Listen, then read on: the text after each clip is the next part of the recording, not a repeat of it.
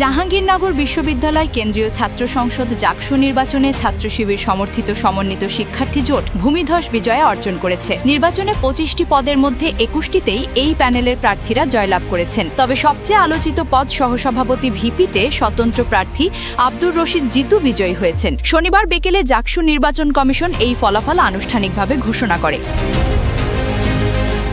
Vice president VP পদে জয়ী হয়েছেন স্বতন্ত্র প্রার্থী আব্দুর রশিদ জিতু। অপরদিকে সাধারণ সম্পাদক জিএস পদে মাজাহারুল ইসলাম এবং সহসাধারণ সম্পাদক এজিএস পদে আয়েশা সিদ্দিকা মেঘলা নির্বাচিত হয়েছেন। তারা দুজনেই ইসলামী ছাত্র শিবির সমর্থিত প্যানেলের প্রার্থী। এছাড়া 25টি পদের মধ্যে 21টিতেই বিজয়ী বাংলাদেশ ইসলামী ছাত্র শিবির।